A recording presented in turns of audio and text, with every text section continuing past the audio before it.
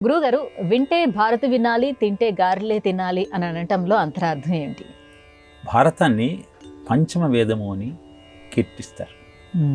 ఏ విజ్ఞానం అయితే వేదం ద్వారా సమాజానికి మార్గదర్శకం చేస్తుందో అలాంటి అద్భుతమైన విజ్ఞానాన్ని పంచమ వేదమైన భారతం ద్వారా వ్యాసుడు మనకు ప్రసాదించాడు. ధర్మో వివర్ధతి యుధిష్ఠిర కీర్తనేన పాపం వినశ్యతి బృకోదర కీర్తనేన శత్రుర్వినశ్యతి ధనంజయ కీర్తనేన మాద్రౌ సుతౌ కథయతాం న భవంతి రోగాః అని ఆ పాండవుల యొక్క చరిత్రను వినటం వల్ల ఎలాంటి లాభం సిద్ధిస్తుందో మనకు తెలియజేస్తారు.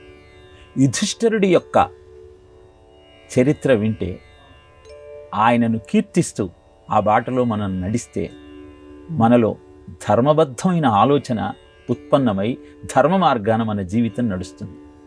అలానే భీముడిని కీర్తిస్తే పాపం నశిస్తుంది. ధనంజయుడు అంటే అర్జునుణ్ణి కీర్తిస్తే శత్రువుల మీద జయం సాధించగలుగుతాం. మాద్రౌ సుతౌ అంటే నకుల సహదేవులు, వారిద్దరిని మనం కీర్తించి వారి కథను వింటే రోగాలనేవే రావు. ఇది వింటూ ఉంటే మనకు సందేహం కలుగుతుంది, ఇది ఎలా సాధ్యం?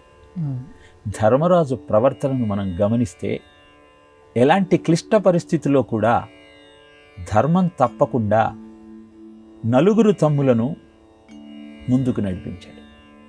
కనుక మన జీవితం ధర్మ మార్గంలో నడవాలి అంటే యుధిష్ఠిరుడు అనుసరించిన బాటను మనం అనుసరించాలి. దుర్మార్గులనందరినీ మట్టు పెట్టినవాడు వృకోదరుడు, భీముడు. అలా భీముణ్ణి తలుచుకోవటం వల్ల దుర్మార్గపు ఆలోచనలను అంతం చేయవచ్చు. ఇహ విజయుడు ఇంద్రుని కుమారుడు. ఇంద్రియాలన్నింటినీ నిగ్రహించుకోగలిగితే శత్రువుల మీద విజయం సాధించటం సులభమవుతుంది. అందుకే అర్జునుణ్ణి కీర్తిస్తే శత్రు జయం కలుగుతుంది. ఆయన పరాక్రమం, గాంధీవం ద్వారా ఆయన జయించినటువంటి అనేకమైన రాజ్యముల యొక్క వరుసను మనం గమనిస్తే శత్రుజయం మనకు ఎలా సిద్ధిస్తుందో అవగతమవుతుంది. ఇక అశ్వినీ దేవతల పుత్రులైన నకుల సహదేవుల యొక్క కథను మనం వినగలిగితే రోగం అనేది మన దరికి రాదు. సామాన్యంగా మనం చూసే కాంతి కిరణాల యొక్క మూల కణాలు ఫోటాన్స్ అని పిలువబడతాయి. ట్యూబ్లైట్ నుంచి వచ్చే కాంతి, లేజర్ కిరణాల నుంచి వచ్చే కాంతి ఒకటే, అన్ని ఫోటాన్సే. కానీ ఎప్పుడైతే ఆ కాంతి కిరణాలకు సంబద్ధత, దిశనీయత, ఏకవర్ణీయత, తీవ్రత అనే 4 లక్షణాలను మనం ఆపాదిస్తావో అప్పుడు ఆ సామాన్యమైన కాంతి లేజరులాగా పరివర్తన చెంది అద్భుతమైన కార్యక్రమాలన్నింటినీ నెరవేరుస్తుంది. ఇలా మానవ జీవితానికి కూడా ధర్మరాజు యొక్క నిబద్ధతను, భీముడి యొక్క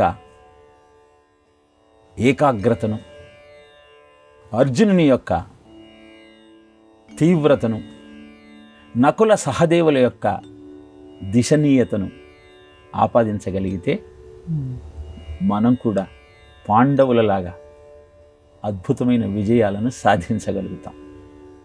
అదే దృష్టిర్మతిర్దాక్షం స కర్మసు నసీదతి అని హనుమ 100 యోజనాల సముద్రాన్ని దాటినప్పుడు ఋషులంతా ఎవరిలో అయితే నీలాగా ధైర్యము, ఆలోచన, దూరదృష్టి, దక్షత ఉంటాయో వాళ్ళు అనుకున్న కార్యక్రమాలన్నింటినీ సాధించగలుగుతారు అని తెలియజేశారు. ఇలా భారతం పంచమ వేదంగా మానవ నిత్య జీవితంలో ఎదుర్కొనే సమస్యలకు ఎలా సమాధానం చెప్పాలో అన్న విషయాన్ని మనకు తెలియజేస్తుంది. కనుక వింటే భారతం వినవు. నిత్య జీవితంలో ఎదుర్కొనే సమస్యలన్నీ కథల రూపంలో అక్కడ ప్రస్తావించబడ్డాయి. వాటన్నింటికీ పరిష్కారాన్ని తెలుసుకోవాలని అనుకుంటే భారతం విను. తింటే గారెలే తిను.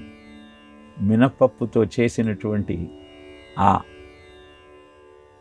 అపూపాలు అద్భుతమైన శక్తిని మనకిస్తాయి. శారీరక దారుఢ్యము, మానసిక పరిపక్వత, ఈ రెండు ఎప్పుడైతే మన సొంతమవుతాయో అప్పుడు తలపెట్టిన కార్యక్రమాలన్నీ సక్రమంగా నెరవేరుతాయి. అందుకే వింటే భారతం వినాలి, తింటే గారెలే తినాలి అని నానుడి సమాజంలో మనకు కనపడుతుంది.